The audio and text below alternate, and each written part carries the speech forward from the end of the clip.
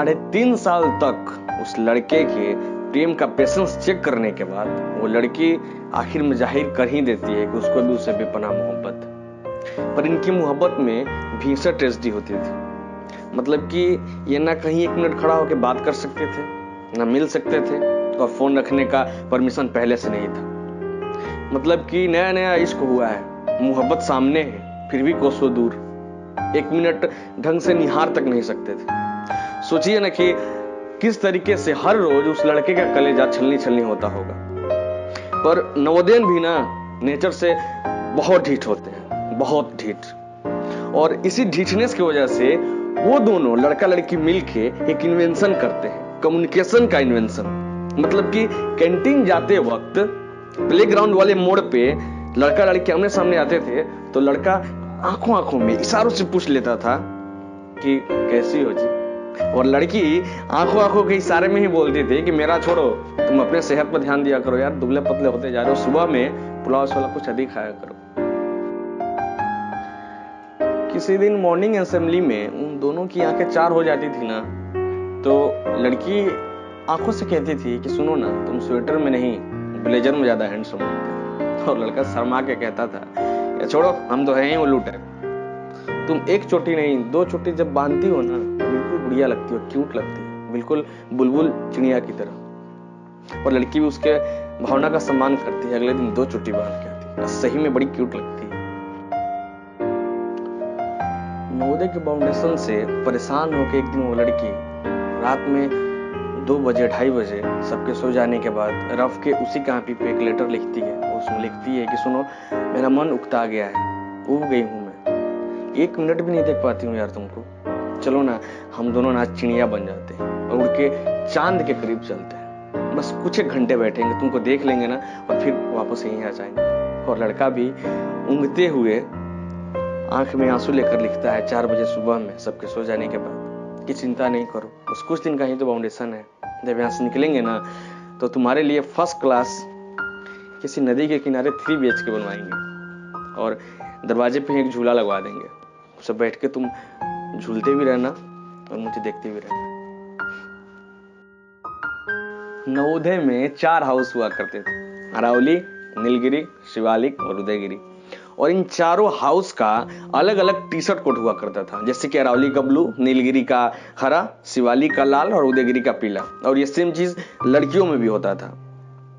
तो होता ये था कि लड़का अपना 38 नंबर का टाइट फिटिंग अरावली का टी-शर्ट छोड़ के शिवालिक के मोटुआ का 40 नंबर का ढीला ढाला टी-शर्ट पहन के असेंबली में बस इसलिए जाता था कि वो लड़की शिवालिक में थी, और वो लड़की भी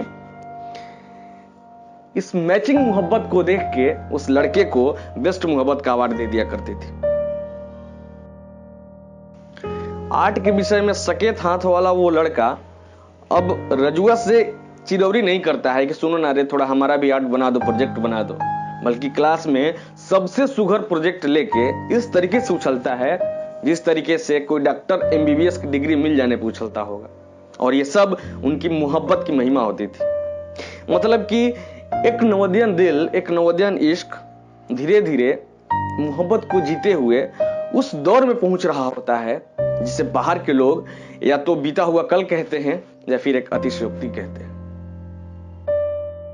और इन दुबली पतली गलियों से होते हुए नवोदय की वो मोहब्बत सबसे दुखद दरवाजे तक तब पहुंचती है जब 7 साल बीत रहा होता है, जब उस लड़का और उस लड़की को बस इतना समझ में आता है कि अब आगे क्या होगा हमारा फ्यूचर, कैसे देखेंगे एक दूसरे को। यहाँ तो फाउंडेशन में ही सही एक दूसरे को देख तो लिया करते थे।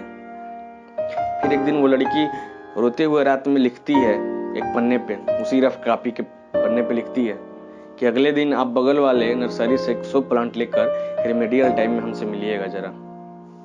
लड़का सब पकाया रहता है, डरा रहता है, फिर भी जाता है बगल वाली नर्सरी से 100 प्लांट का पौधा लेके आता है और 4 बजे शाम में रेमेडियल के टाइम में टकसप के पास बैठ के वेट कर रहा होता है। लड़की आके कहती है कि चलिए मुझे इस पौधे को ना स्कूल बिल्डिंग के सामने लगाना है। वो लड़का सब पका जाता है, डर जाता है कि टीचर देख लेंगे, सीनियर देख लेंगे, कोई जूनियर देख लेगा, क्या होगा। पर वो लड़की पहली बार इतना निडर और इतना बेबाक शायद इसलिए हो जाती है कि उसे पता होता है कि इन्हीं सुखद यादों के बदौलत आगे की जिंदगी कटने वाली होती है।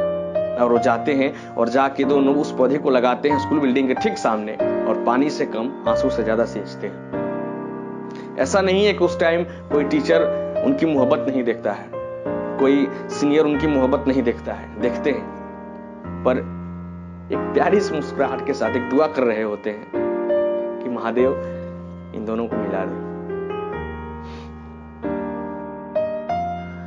जमाने की अनुचित कसौटी कहूं या फिर भावनाओं का दोहन, कई केसेस में नवोदय का वो इश्क, नवोदय की वो मोहब्बत उस जोन में पहुंच जाती है जहां पे बस उनके जीने के लिए नवोदय की याद ही सहारा होता है।